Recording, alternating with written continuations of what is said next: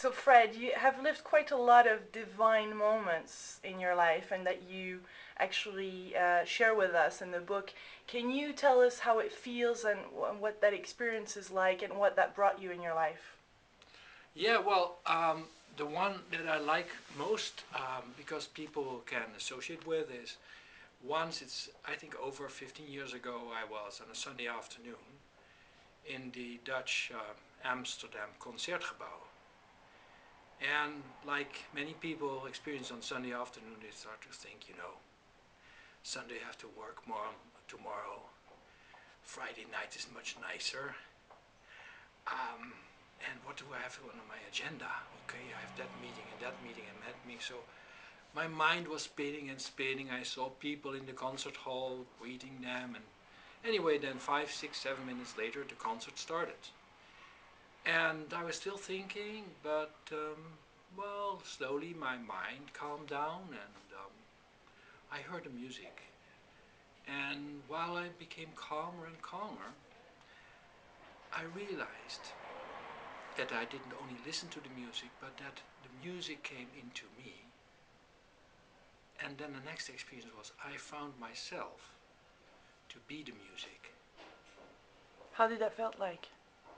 It feels like you're one with the music. It feels like all the borders of yourself fall away and you have a kind of feeling of oneness.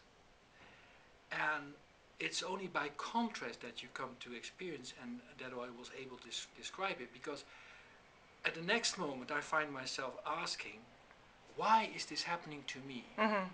And the very moment that that question came into my mind, it again was Sunday afternoon, and I was listening to the music. Mm-hmm. So you became back present to the reality. How long do you think that Whatever, experience lasted? well, that's the question. What is the reality? Mm.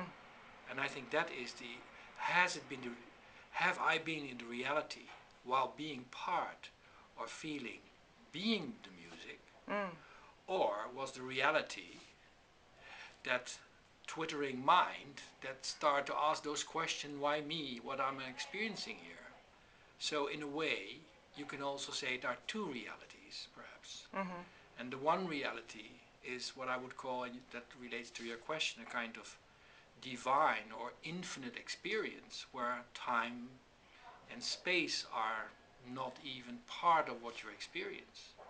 And the other one is a real thing, like I'm here in a concert hall, I'm listening to music and I'm thinking again. So I would say the second part of the experience is what we call the quote unquote normal. That's when our mind is always active, and in a way we miss out on the real moment. So how can we let that go and vibrate at that level, and how do you actually Whoops. relax to get to this stage? Because you mention it quite a few times in your books, how each time you're a very relaxed state, very calm. How do you get to that stage, or it just happens to you? Well, it can happen to you. It can happen to you, and many people will recognize that in nature, for example, Mm-hmm. on a walk or during a swim. Or you can help to create that space by meditation Mm-hmm. or prayer, in which, in a way, technically you help to slow down your brain rhythm and you come in a kind of more peaceful state of mind. Amazing. Thank you. Good morning.